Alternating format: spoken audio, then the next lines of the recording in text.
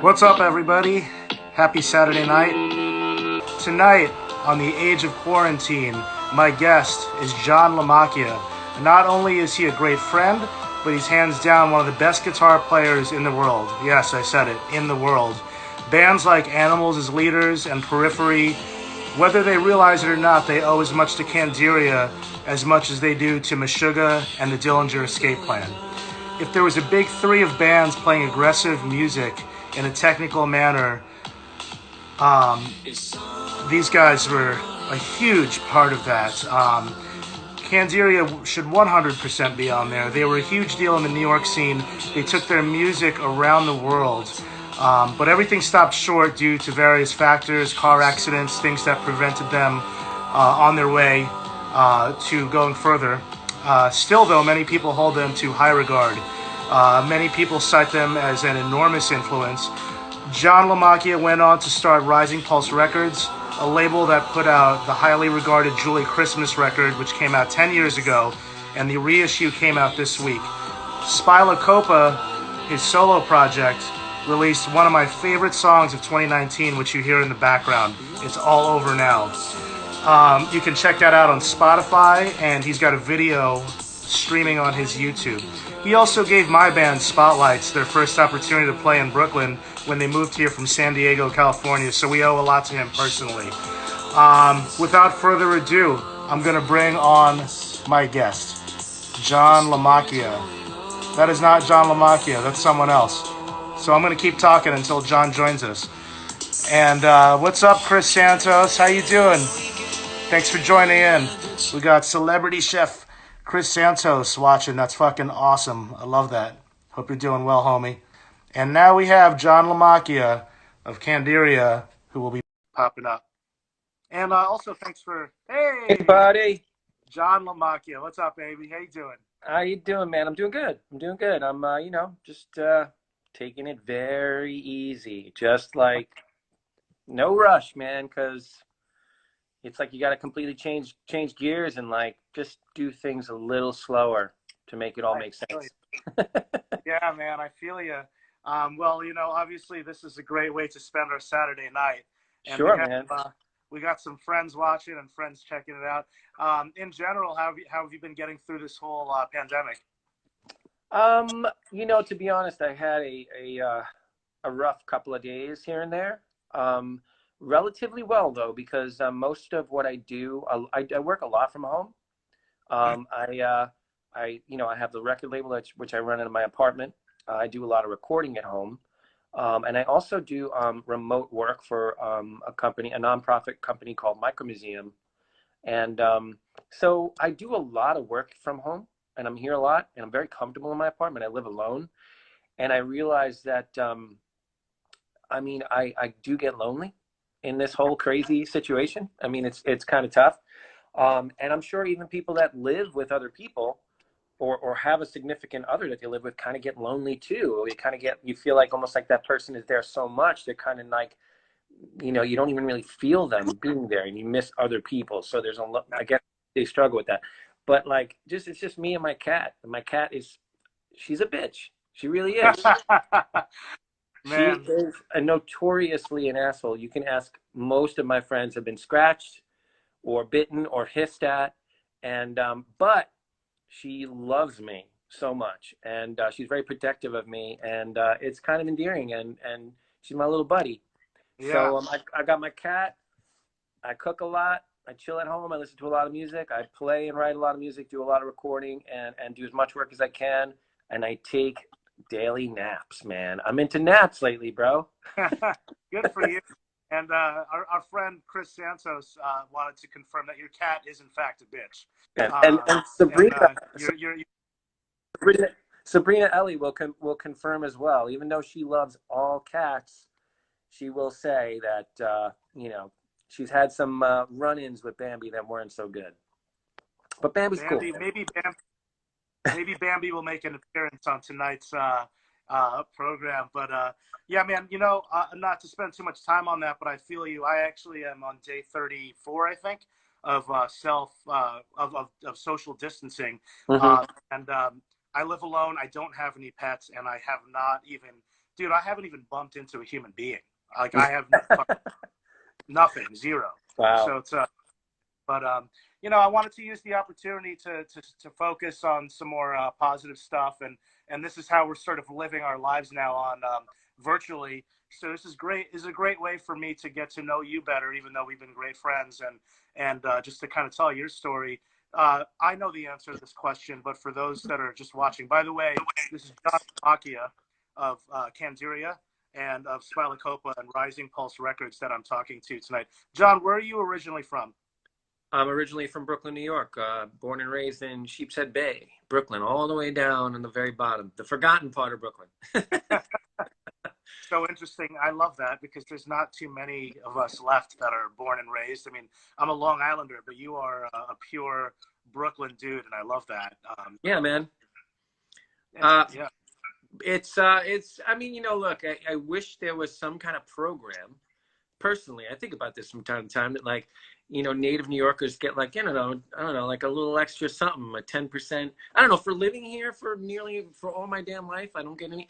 But you know what? Look, being from Brooklyn, being born and raised here, that and 275, 250 will get you on the subway. It doesn't matter. It's nice to have the history and the memories, but the memories, you know, going back that far, were not very good. I mean, the Brooklyn in the late 70s, you know, I'm not a spring chicken anymore. I'm a little older now. Um, Brooklyn in the late 70s and the early 80s, even up into the early 90s, like most of the guys I know, most of the guys that you know that I know grew up around here, they'll tell you, man, this was a very different city, very different vibe, very different energy, very different way of life, very different way of dealing with different people from different neighborhoods. It was like a thing. The lines were way thicker, the drawing of the map, like each neighborhood, you know, you didn't go to certain neighborhoods if you didn't know certain people, you know, every major avenue had a gang basically, you know, Kings Highway had a gang, Avenue had a gang, 18th Avenue boys, this, that, and the other. Every park, every major park had a gang. It was just completely different. And I do still think that exists. It's just that more of it exists online, or maybe it's not as obvious. People are not hanging out on the streets the way they used to, simply because you have other ways to socialize now, like this, Yeah. which is amazing. No, one of the So yeah. about you that always stood out to me when I first met you, because I was aware of you. You know, obviously, when you're from here, the local music scene, you hear about bands since high school. You might not know them, and the great thing about remaining intact is, you know, as adults now, we're both active in the music scene. We became buddies, but when I first met you, one of the first things I noticed was you're, and this is not a shot at like anyone that we know from the scene, because in New York, like you said back then, New York was a wild place. There's a reason why people are the way they are. But you've always been, I think, at least in my opinion, like more of a gentle kind of dude coming from that whole scene, and that stood out to me. So I love that about you. Cool, man. Thank you. Yeah, yeah. I mean, let me ask you though, like with the music stuff, what are your earliest memories? Not necessarily the music that you ended up playing, but just in general, what are your earliest memories of discovering music? Period. It's definitely my family. My entire family was so interested in music. My dad was interested in all kinds of music, and he had an extensive record collection of 45s, rock and roll 45s. He later got into soul music, R&B. He got into music from around the world. He listened to African percussionists and like Japanese composers. He had a very eclectic taste in music. And I didn't realize it when I was very young, but looking back on it now, I really do. Like, I have such an eclectic taste in music, and it's because I was raised with, you know, so many different styles of music in my house. And that's also accredited to my brother, my sisters, my mom. My mom had like impeccable taste in music. She loved soul, she loved disco, she loved all these great artists and jazz and blues. So I really have to credit it to my family. My family was really the most influential aspect of that at a very young age. At a very young age. And you know, even though I'm sure many of us were around a lot of diversity, I feel like you are somebody that certainly took a lot of different styles, which we'll get into, and actually put it into their music. You know, I speak to a lot of people that like different stuff and go on through life, and they might discover new genres, but they kind of just, you know, everyone's got their own lane, but they might stick with a formula for the band they're in. You have really not been afraid to explore different types of music. And I'd say, as far as Candiria is concerned, it was really accepted. And I want to talk about that in a few too, Sure. because you really, in my opinion, deserve a lot of credit for opening some doors that I don't think anyone opened. I don't know if you saw my intro, but I mean what I say. I really feel like you are one of the best guitar players in the world, period. Like, I feel Wow, like, that's really nice of you to say, man. no, look, I know it's weird when you're on the receiving end of a compliment, but Hmm. Candiria, just in my opinion, if there was a top three aggressive, you know, you got the big four, right? If there were top three aggressive bands that should get credit for shaping a lot of bands that are around today, like Animals as Leaders and Periphery, in my opinion, it would be Candiria, Meshuggah, and Dillinger Escape Plan. That's how I feel. And you guys didn't Appreciate get, that, man. yeah, I don't feel like you got the credit that you should have gotten. Um, but let's backtrack. When did you realize you were passionate about music, and how did you start playing an instrument? Well, it's actually an interesting story. What happened was I saw, oddly enough, the song that got me really into music that was a little bit more aggressive and different was, um, well, I'll take a step back. When I was a very young kid, block parties were like a huge thing, and obviously all over New York City, the Bronx, you know, Queen, everywhere. I was a dancer. I was into breakdancing. I popped. I did all of this shit. I had a little breakdance crew. I was 10 years old. I was like, my thing was like, I was the little kid that came out and popped, and all like the grown-ups would like, you know, like, oh my God, he's so cute, you know, that kind of thing. Because I was 10, and I'd be like, Yeah. whatever. Um, but I did have that in my life. And also, I was a huge Michael Jackson fan when I was very young. You know, I had the glove, I had the shoes, and my mom even bought me like some kind of like pleather jacket. It wasn't leather because we didn't have much money. But I did like a little bit of that you know, like I was a very, shut up. Shout out to Anyway. Sam. What's up, Sam? What's up, Sabrina? You want to see pics? No way. But anyway, like a lot of that stuff, like all of that was really a huge aspect of my life. And then one day I was watching, I think it was MTV, the very early days in MTV, and Run DMC did a collaboration with Aerosmith, Walk This Way, and it just completely changed me. I forgot how old I was. I was probably about 11 at the time. And that made me curious about more rock music because I loved it so much. So I went to school, and I knew this kid, Steven Gensberg was his name, and he was the only kid I knew. He had like drawings all over his book bag of like Kiss logos and Judas Priest and Iron Maiden, and I was very curious. So I asked him, I was like, "Hey man, I mean, obviously I was like, do you? I want to listen to heavy metal. Can you help me?" And he's like, "Yeah." Like, "Yeah, I got two cassettes for you." And he gave me Rat Out of the Cellar and Metallica's Ride the Lightning. And that's what I took home. And my dad, being so curious about music, he wanted to hear this music too. So he popped in, the first thing we popped in was the Metallica record. And it started, you know, as you know, it starts with that class, Fire with Fire, starts Oh with that yeah. beautiful classical piece. And my dad's like, "Oh, this is really nice." And then all of a sudden the guitars come in and the vocals come in. I was like, I loved it. I was completely blown away. And my dad was like, "I don't know, this is crazy." He's like, "I like the music, but the vocals, I don't know." You know, anyway.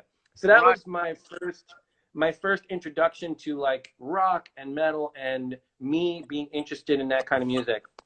And then, oddly enough, when I was 12, my dad, I don't know, I'll try to give you a visual picture, like a picture in your head of what happened. He would just call me in the kitchen and be like, "Hey, listen, I've been thinking, you're going to play an instrument. You're going to play music." And I'm like, "Okay, Dad, I would like to play the drums." He's like, "No, you're going to play the guitar." And that was it. He made the decision I was going to play the guitar. He went, bought a guitar for me, a classical guitar, brought it home, and he started giving me, like, paying for lessons. And because I started listening to guitar-based music, it really stuck. And I'm so grateful for that, that he just like kicked me in the butt and was like, I want you to try this, you know? So I really have a lot of, I'm really, I feel indebted to my family and my dad I and love my that. mom for like, you know, really kicking me in the butt and giving me that, you know, exposing me to that. And then it actually stuck. It makes so much sense to me, your background, because you mentioned um, you mentioned Run DMC and Aerosmith, which of course I think, if I'm not mistaken, probably is the first rap rock collab that I can think of. I mean, people can get technical and say it was Blondie with you Yeah. know, but in the sense of what we're talking about, the whole like heavy metal thing mixed with your exposure to the rap rock thing, I think really um, for to me, it makes the whole Candiria thing make sense to me. Um, thing. Now, when did you start going out to shows? Like, we have Saint Vitus today. What was your Saint Vitus's back in the day? You feel free to name a few places. And what bands were you going to see at that time? Like the local scene. You know, it's funny. I would have to say my Saint Vitus is, if we're going to use that as an example of what's a great New York venue, I would have to say it's Lemoore and CBGB's. Those are probably the two, and Limelight. I would say Limelight. Limelight was the one that like you you know the way things worked back then, it was way more about pay to play. Like you had to sell tickets to play. There was a lot more of that going on. You kind of had to earn your way into a venue, which I didn't dislike, because we did earn our way into all of these different venues. We earned our way onto national acts coming through, and we played with them in the early days when I was playing with like my other band Dead Air before Candiria. Oh, um, okay. but Limelight was probably the one venue that I was like, that's my goal. I want to play there. Like my goals were originally Lemoore, then I did it, then CB's, I did it, and then Limelight was the one that I was just like, man, we got to play there. Bungle played there, Alice Donut played there. Like I'd seen so many amazing shows there, and then eventually we opened up for my band Dead Air opened up for Deftones. The first time they ever, not the first time they ever came through New York, but they were promoting Adrenaline. What And what Dead Air? What kind of style was Dead Air at the time? it started out as like, since it was like an early 90s band, it was influenced by like Smashing Pumpkins and like everything that was happening in the grunge scene. We were really inspired by that. Nine Inch Nails was an inspiration, like a lot of like soft verses, loud choruses. But then later on, as we progressed, being musical, like being really into music and being into progressive music and different styles of music, we started incorporating some prog and some influences from like King Crimson and Pink Floyd and like Yes and all of these different bands. So it Yeah. became like a combination of some kind of like prog grunge thing, I guess, for a while. And we only were around for several years, and then life just started doing other Right, things. right, right. Yeah, obviously there was a lot more life to live that we're going to get into, but Sure. I have to ask too. I mean, you mentioned your influences and like some prog bands, and I wanted to go there because I think it's very clear. I don't know the Candiria. I don't want to jump too far ahead because I still have questions leading to Candiria. Candiria obviously got lumped into the hardcore scene, but and I don't know if an average hardcore kid would pick up on stuff, but to me, I was like, this guy obviously listens to Mahavishnu Orchestra. He obviously listens to King Crimson, and I assumed you were into Mr. Bungle. Would that be all pretty accurate? Oh, absolutely. I mean, Mr. Bungle, I mean, Faith No More, all of those bands that were, in the periphery of any major band. Like I discovered Bungle through Faith No More. And once I did, I was like, oh my God, this is incredible. I'm a huge fan, Mike Patton, all of his projects. Um, so, yeah, man, I mean, what was the question again? No, like, well, What day is it? we kind of just went off tangent, but I guess I was trying to sort of verify if I was accurate to assume that these bands did in fact have an influence on your guitar playing and your songwriting. I mean, I guess, Yes, I guess all of it did. All of it did. If I started talking about like specific influences, I could mention several guitar players. I don't think it really matters. I think you kind of hear them. I mean, I'll just say a few. Robert Fripp, Steve Yeah, Howe from Yes, Dave Navarro from Jane's Addiction. Jane's Addiction was a huge influence on me. unbelievable. But I mean, like I can talk about this stuff, but then you know, it really goes about like every 5 years there's a new guitar player, Nels Cline, who to me is probably all around my favorite guitar player of all time because he combines every aspect of a guitar playing that I love. He's a fantastic technical player. He plays with tons of feel. He also understands to serve the song. He also plays with effects and does all kinds of other cool shit. And he also writes amazing songs. Like he's a great composer. So that to Who me does he is play with?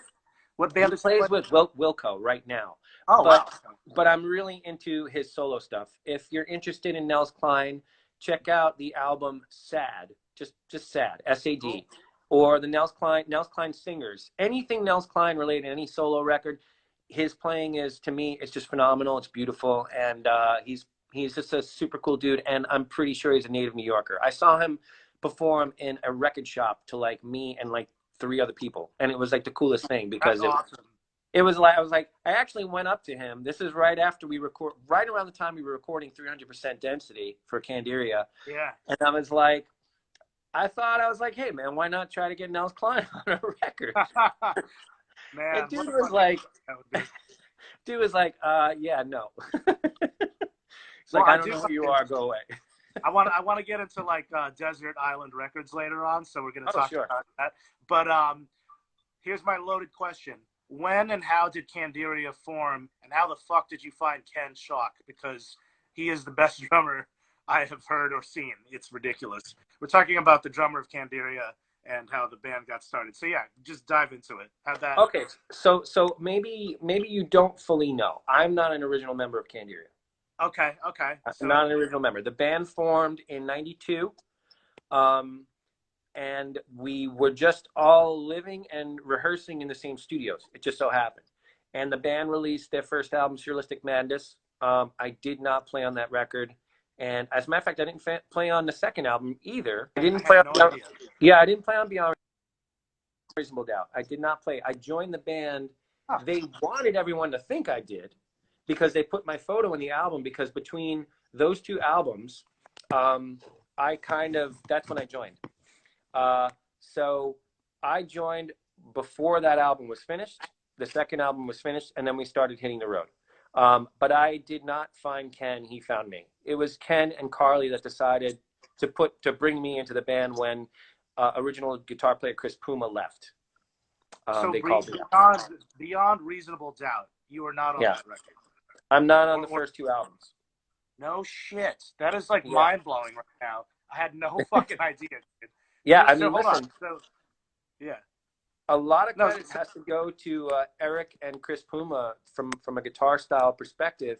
You know, I joined the band, and obviously my playing and my influences then impacted the band, I think, and they really did utilize my influences because they wanted to go into different directions. But that Candiria sound and style, the credit has to go to Eric and Chris. Got it. Okay. Has to go to them.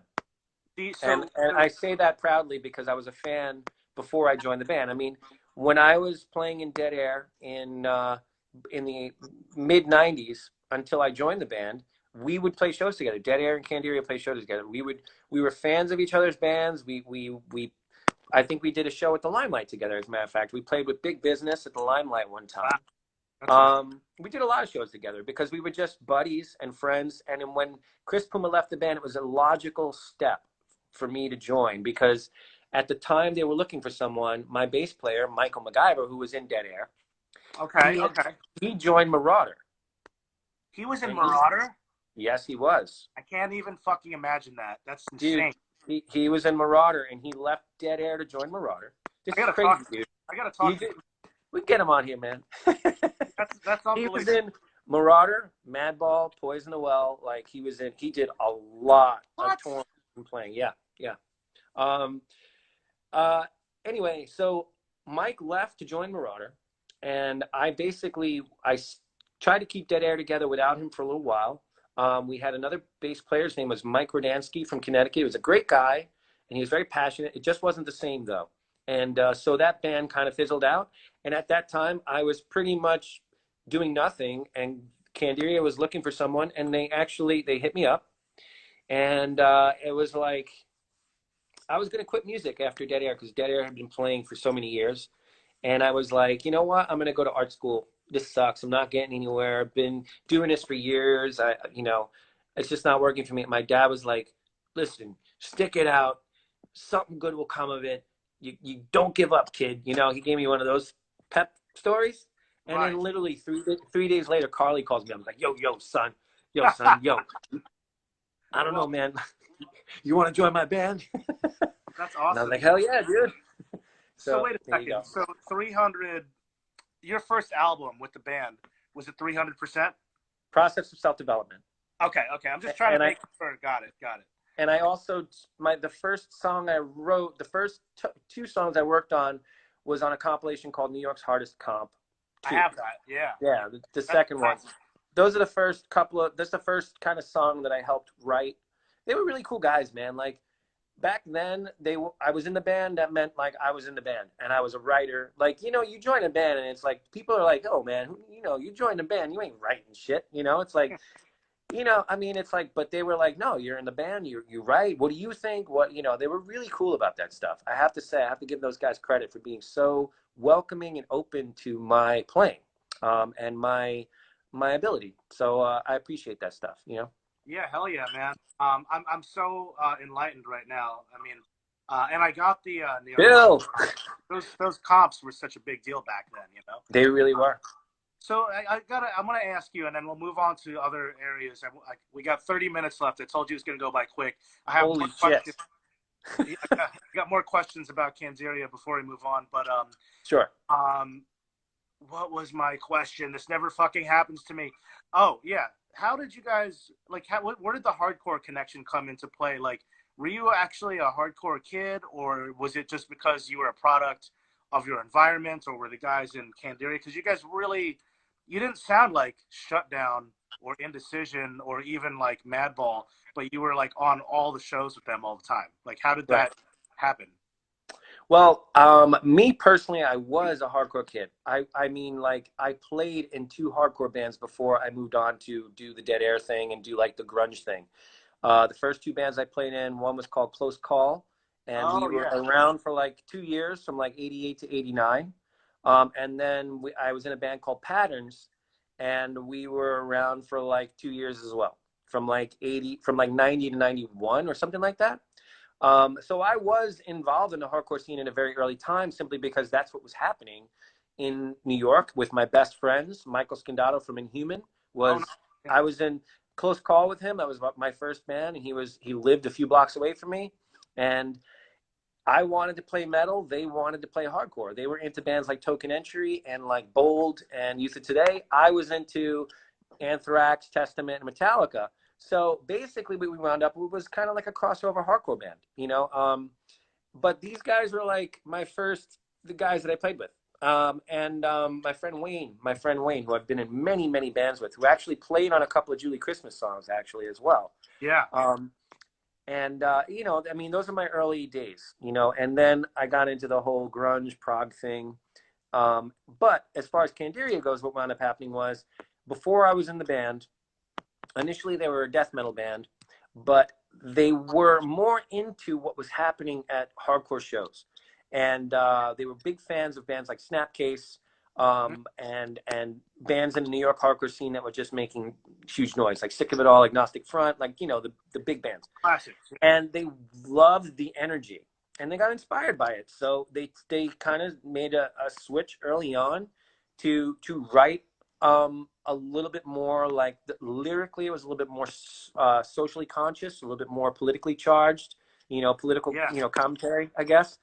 And the music was a little colder and a little bit more, it was a little bit edgier and had a little bit more of that, like those breakdown moments, which I really love still to this day.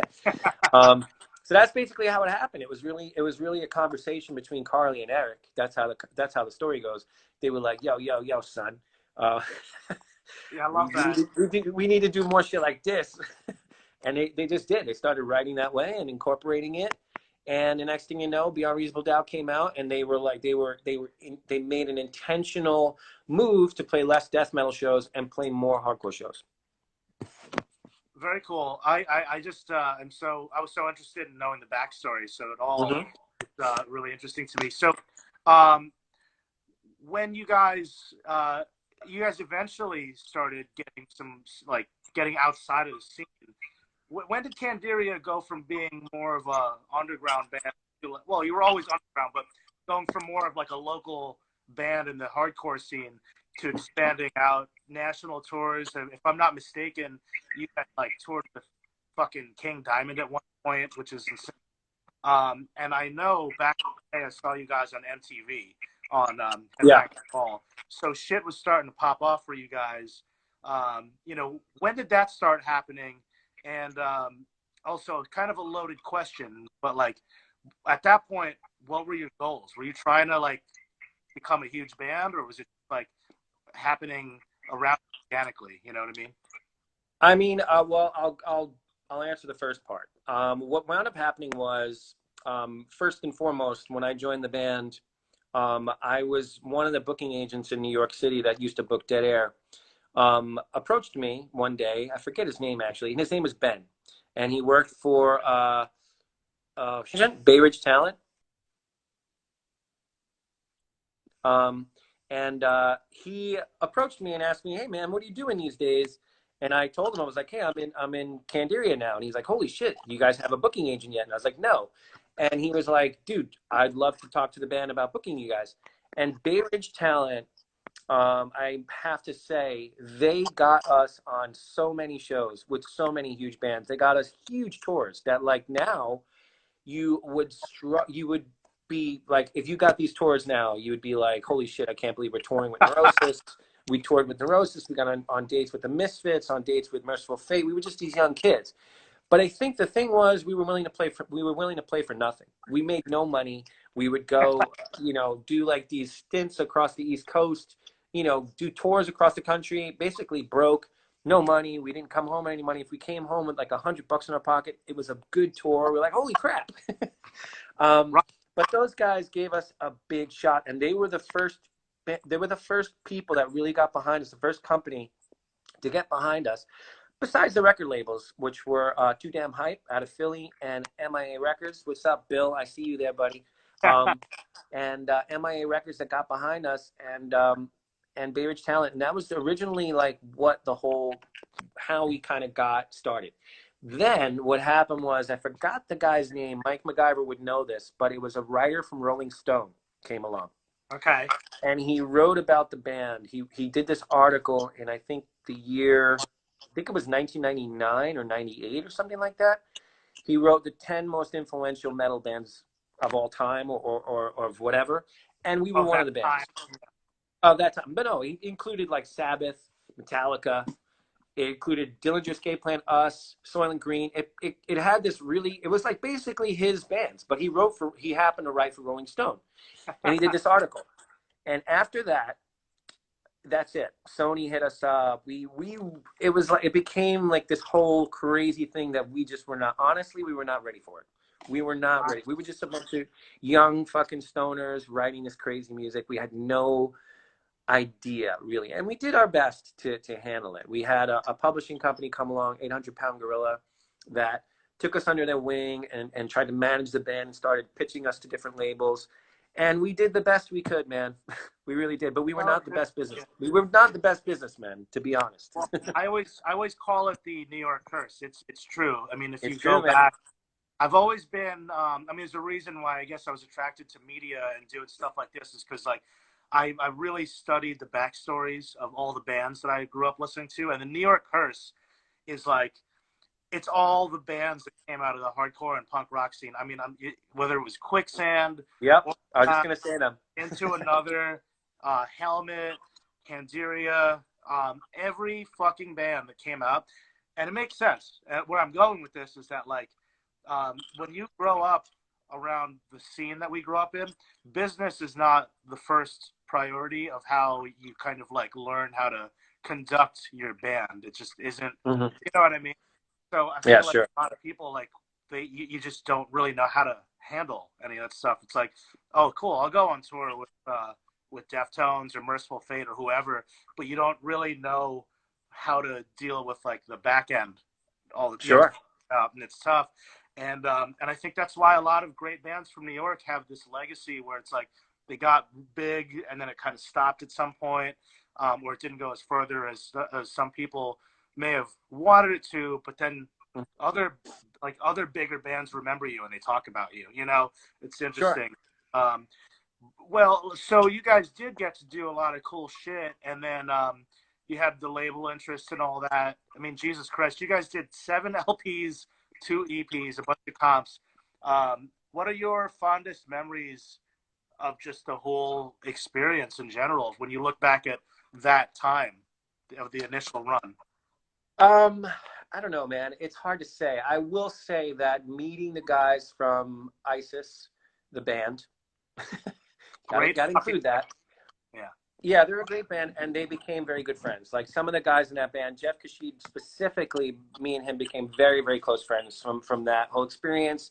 Greg Puciato, he became another great friend from the Dillinger Escape Plan. I guess my point is some of the people that I met along the way, and of course all the amazing memories. I mean, playing all the amazing venues we played, all these shows we played, historical gigs we got to do, like Hellfest when it was a New York thing, when it was, Yeah, I those remember. events were amazing. Shows at the sold out shows at the Trocadero, sold out shows, at major venues, and like we were playing huge events, and we were like rock stars. We didn't make any money, but we were really in it. We were really enjoying it, and being on the road and those experiences. Like I have specific memories of driving through the Canadian Rocky Mountains, and like stopping, and like my first time doing that, I was in another country and I was in the Rockies, and I go down to this like stream, and I literally picked up like a big thing of mud, and I made a rock out of it, and I put it in a bag, and I took it home, and I like put it on. I'm like, years later, I'm like, what am I doing with this stupid thing? It's like dirt from Canada. I got dirt from Canada, I but totally whatever. know. Yeah, But no, I you do those things, because they're really valuable memories and experiences. You know. um yeah, the whole thing to me was like interesting. Like your influence and the people that are fans of your music really spanned a wide range. Like I have to admit, like at the time I kind of just thought you were part of the that scene with like E-Town and all those bands, and I liked all that shit.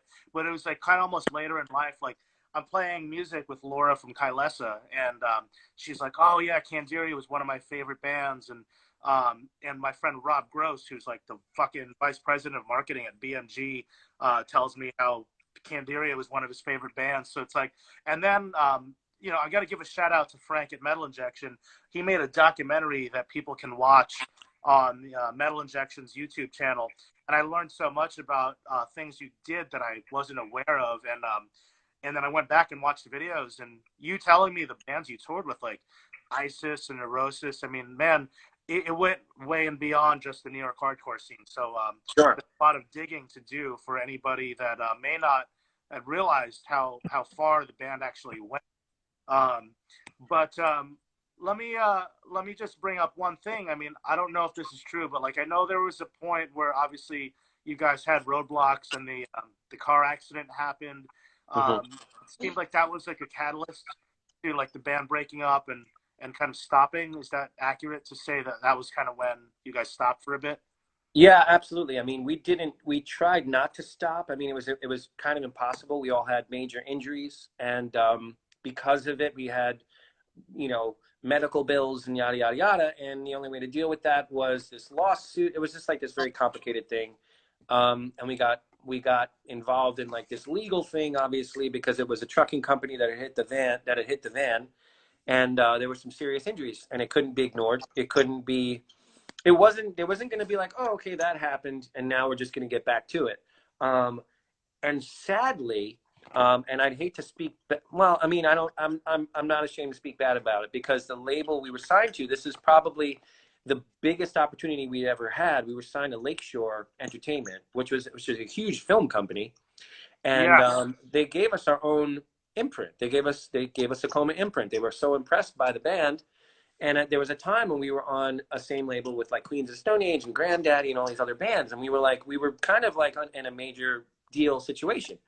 There was a big numbers being thrown around, and it was like at that point when we were on the road, we just finished that. We got signed and did all of this stuff, and then that's when the accident happened. And sadly, the record company shelved the band, and would not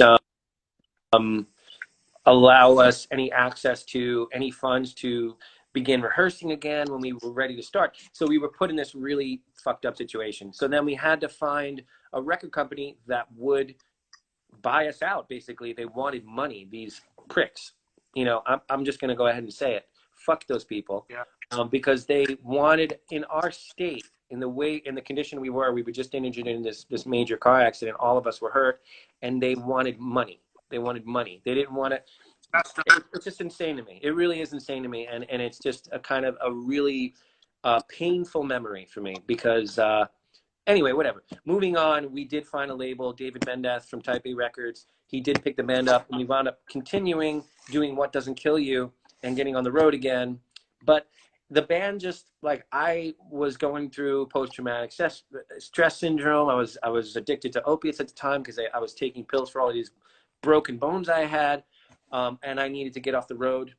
So I got off the road, and members started changing, and the band just eventually just kind of like came to a halt. The writing. Yeah. So it really was a catalyst to kind of like a long drawn out ending for that period. And what are you going to do? Yeah, no, absolutely. And I appreciate you getting into that. You know, I don't want to, I should mention, so we get kicked off this thing, which is annoying. Yeah, no, I know. Yeah, so I'm going to kind of move on. But before I move on completely, I did want to say, somebody mentioned earlier, I forgot to tell you that if you had questions, to put them in the question box. But I saw a question from Balamar Shakti. It's hard. His question was, how do you players figure out how to deal with the back end of music, and what's your advice? My best answer to that, dude, is like, it's a tough question to answer, to be honest with you. But I would say don't sign anything unless you have a lawyer look at it. And number one, and that's my best advice to you. That's just my best advice to you. But moving on, so the band eventually reformed, but what were you doing in the years to stay busy in between that point, What Doesn't Kill You, and then when you did While They're Sleeping? There was a gap. What were you doing in that time? I formed Spylacopa at that point. In 2004, when I left the band, I'd formed Spylacopa earlier, and I've been writing, like, recording music at home. And initially, what it was intended to be was just all of my little home recordings that I was doing on an 8-track. It was just an outlet for me to do that.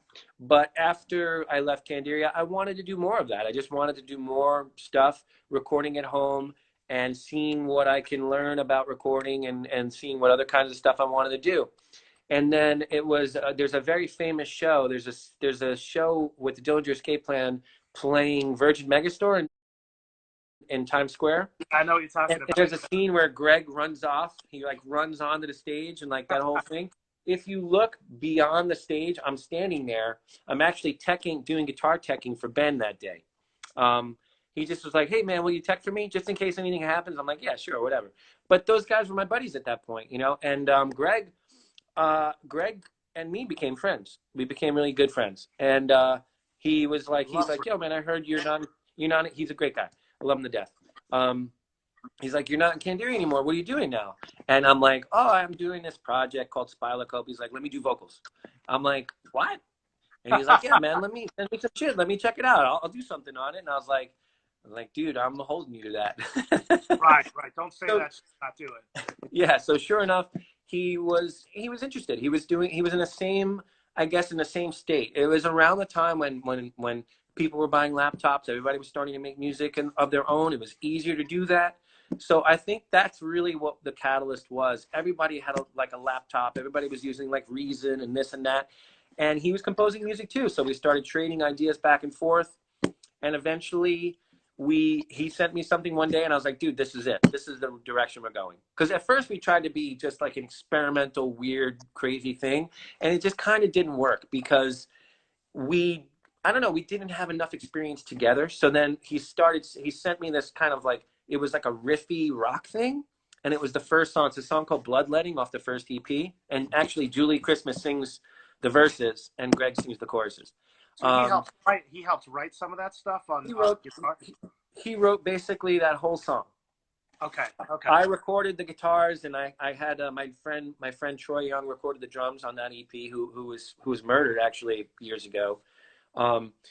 But Greg wrote 90% of that song. I wrote the bridge. That's all I wrote, and he wrote the lyrics and everything else. Yeah, and Greg's. I mean, he's incredibly talented. That dude. He is so bright, so talented, and super cool dude. Like he's very positive. Like my experiences working with him are always positive. You know, he never was the kind of guy you work with is like, oh, you know, if he didn't like something, just like, nah, I'm not feeling that. You know, like he never was the type of person to be like, ah, you know, some people I worked with in the past, they were not very kind, you know? Of course. Yeah, you run into that. And shout out to Greg. He started a label. You guys should check out the label Federal Prisoner, and you should check out his solo project. It's great. But Spylacopa is on Spotify and all streaming, and that early stuff that John's talking about with Greg and with Julie Christmas is on Spotify, along with the newer material that you should check out. I was talking about the single "It's All Over Now," which I had playing earlier, and there's a video that Revolver premiered that's also on their YouTube. So if you want to check out what John's doing now, you should check out all that stuff, and it's on his record label, Rising Pulse Records, who are also celebrating the 10-year anniversary of the Julie Christmas Bad Wife LP. So if you want to buy that, go to John's socials and all that. We'll drop the socials later on. Sure. So you're doing Spylacopa, and that's like, it starts out with Greg, but then you do some stuff on your own, or is that later? Because then you formed Candiria back and did While They Were Sleeping. What's the order of events? Well, actually, what happened was I started the Spylacopa thing, and I mean, we don't have much time, so I'm going to try to give you the shortest version possible. But I want to tell you how I started working with Julie. I didn't know Julie from the music scene. I wasn't aware of Made Out of Babies. As you know, like I came up in the hardcore scene more or less, and then like some of the other weird type of scenes, but it wasn't maybe some of the jazz and avant-garde stuff. But her scene was just completely different. Like she came up with like Dave Curran and Unseen and Chris Spencer and all those guys, which were on the peripheral. But I went to one of the ISIS was on tour Tool at one point. I forget the year, and I was on the list, and Julie was on the list, and we wound up sitting next to each other. And I'm like, this girl's fucking cool. So we start talking. She tells me she's from Brooklyn. I'm like, hey, I'm from Brooklyn. How do I not know you and all this stuff? And I'm like, she gives me her information, like to reach out to her. And she's like, check out my band Made Out of Babies. I go home, check it out. I'm blown away. Yeah, they're blown great. The fuck away. Great. And I'm like, unbelievable. And so I hit her up. I'm like, yo, I have this project with Greg from Dillinger and Jeff Kashid from ISIS. Why don't you get involved and be on a song or two? And she was it was like I had to chase her. Like she would not do it. She wouldn't do it. It's like, no. And then finally, I don't know what happened. She said yes. And then for some reason, I think what it was, we connected on freestyle. Okay. We've connected on like house music and freestyle. New York centric music, yeah. Oh, forget it, dude. Like we started joking about like Diamond Girl and Set It Off and all these songs that are like imprinted, like they're like stamped in our fucking brain. Like I couldn't get those songs out of my head if I wanted to. And we joked a lot about that. And I think that camaraderie and that history just kind of like, you know, chipped away some of the ice on her heart for me a little bit. And then she came into the fold and she worked with me a little bit. And then what wound up happening was she was like, hey, I like working with you. I want to, would you be interested? And I was like, fuck yeah. So we started working on her record, and then that's how that happened. And I wrote It's like amazing. several songs on the album. Yeah. It's Yeah, that record, guys. If you don't know Julie Christmas, check out Julie Christmas. She's got a kind of an interesting cult following. Uh, Julie was supposed to co-headline Roadburn Festival, which has gotten postponed, but there's not a lot on her on social, so you kind of have to do your digging. But when sure, she plays, which is once in a while, she'll go sell out a venue and sure. do some crazy shit. And John put out her record and played on a lot of stuff. Um, so you eventually got Candiria back together. You recorded while they were sleeping. What was the overall reception to the reunion and the new material and all that stuff? How'd you feel about all that? That came about because of my buddy who signed on earlier, Chris Santos, who I think might still be here, but maybe not. Um, he actually, I met Brian Slagle after many, many years of knowing about him, obviously. And I met him at an Amon Amarth show that I went with Chris at Irving Plaza. We went to Irving Plaza together. And Chris took me backstage and introduced me to Brian. And Brian was like, oh, snap, you're John from Candiria, man. It's nice to meet you, blah, blah, blah. And I was just taken aback by his, like, his warmth, I guess. And his, like, oh, shit, you know, he gave me a little bit of, like, yeah, you're who you are.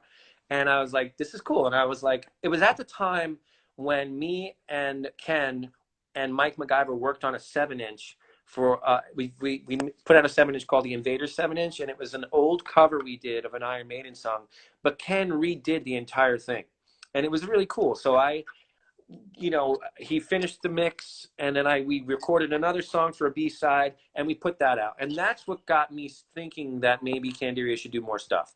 I would approach Carly every year, dude, you want to do some shit? And he'd be like, no, no, no. But then when I met Brian and I spoke to Chris, and I was like, dude, you think he would be interested in Candiria? And Chris was like, Let's just for a second tell everybody we're talking about Brian Slagle from Metal Blade Records, who right. basically discovered Metallica, and Chris Santos, who you probably know is a chef from Chopped, but has a label called Blacklight Media. So those are who we're talking about. Exactly. Thank you. So Chris was like, I'll set up a dinner and we'll see what happens. So sure enough, we went to the Stanton Social. We had this incredible dinner with Brian, Mike, and Brian, and Chris was there hanging out. And Brian was like, look, I'll be honest. I had a conversation, with some of the people at Metal Blade, and they would love to do something.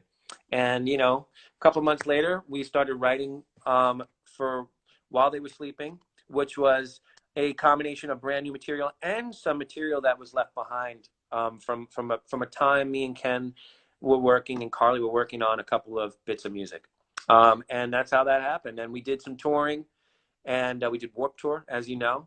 And we had a great time. And now, my recent drummer, Dan Grossarth, he's a fantastic drummer. He stepped up and just Ken moved to the West Coast, so he couldn't be in the band. It was impossible. He has kids, a whole nother life. But Dan was he really worked hard. It took a long while to really get the band tuned in and really sounding great. But he did. He stepped up to the plate and filled those shoes, and we were able to go out on the road and do some touring, and we had a blast. Where do things stand today, if you can share with the band? Is there anything you can tell anybody or not really? Look, I'll be honest. Me and Ken and Mike are always in touch, and we're always interested in working on stuff. And there's some music floating around, but no one's in a rush. Everybody's got their own thing going on, especially now with this whole thing going on with COVID-19. It's fucking insane. It's a hard thing. It's difficult to plan anything. And right now, I'm just trying to whatever I did plan previously, forget it. I had so many plans for this year. I was going to do some dates. As a matter of fact, I'll just mention Spylacopa was going to do some East Coast dates with Gospel of the Witch with Karen Crisis later in the year. And we may do that because it's not until the end of June, but it seems unlikely. So, once again, planning is just really difficult to do. And the same thing with Candiria. It's just a hard thing to really sit here and say, we're going to do this, because God knows we could all be fucking dead in a year, Sadly. Got to do a couple quick drops right now. Sure, Check out Spylacopa. the new single, It's All Over Now. Like I said, eventually John's going to have more things going on when this whole situation is put to rest and we can figure out where the future is taking us, because it's just put everything to a halt. And a lot of people don't know this. I mentioned this. We don't have to get into it too much, but John LaMacchia, believe it or not, was the first person in New York City to ever book spotlights and give the band a chance before anyone else did. So we owe a lot to him for that. That's awesome. I love you guys. Okay. 4 minutes. Well, thank you, man. Yeah, you know, honestly, I want to thank all the people that stopped in. Samantha, Sabrina, Chris Santos, my friend Bill from MIA, and Under Radar Records, Bill put out the first Spylacopa single. It's a song called The Duke, and that was back before anybody else was involved. And he put out a 7-inch. It was a split 7-inch between Spylacopa and Souvenirs Young America. My friend Clayton, he's stopped in. My friend Tyson, anybody, if you stopped in, thank you so much. Chris, thank you, man. You're so awesome. So happy for you, and thank you for doing this cool thing, this Age of Quarantine thing. It's so cool. It's so entertaining, and I'm happy to be a part of it. Fuck yeah, man. Well, I'm going to ask you another question before we end this. You got 3 minutes on the clock. If the quarantine doesn't end anytime soon, and you only have 5 albums that you're stuck with, what albums are those? Are the 5, and why? Okay, so first and foremost, Sinead O'Connor, The Lion and the Cobra.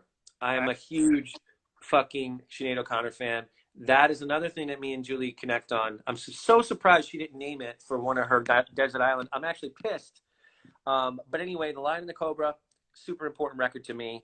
I'm going to go with PJ Harvey, Rid of Me, for number 2.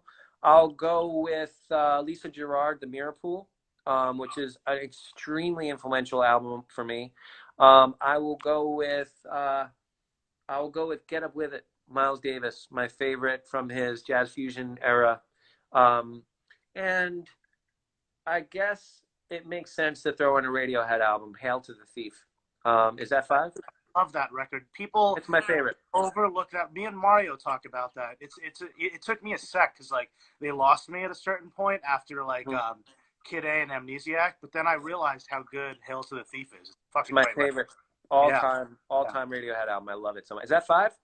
That's 5. And awesome. let's give a real special shout out to Sabrina, because she sang her vocals on It's All Over Now are beautiful. So and I see it's a minute and 20 left. So let's do the social drops. Where can everyone follow everything? You can follow Spylacopa at spylacopa.music on Instagram, and Spylacopa on Facebook, which is Spylacopa. You know, Candiria you can find on Facebook. Just type in the name, it'll come up. And it's Candiria the band on Instagram. Rising Pulse Records on Instagram and on Facebook. And check out the bands on the label. You got Voreen, Julie Christmas, Spylacopa, Ghosts of the Canal, which was a Candiria side project from back in the day. That's on the Bandcamp. Check out the Bandcamp. The Bandcamp's cool. Cool. I mean, my little cheesy thing, because now I have sponsors and I have 30 seconds remaining, but I've been getting some free clothes from small businesses that I want to support. Wooden Sleepers, they got some great shit, and fucking Organic Punk coming with the jewelry, and you can find them online and support local businesses. And absolutely. John, I love you, man. Thank you for doing it. I love you, buddy. Thank you so much. Stay safe. All right, buddy. Take it easy, brother. Bye. Peace. Oh yeah.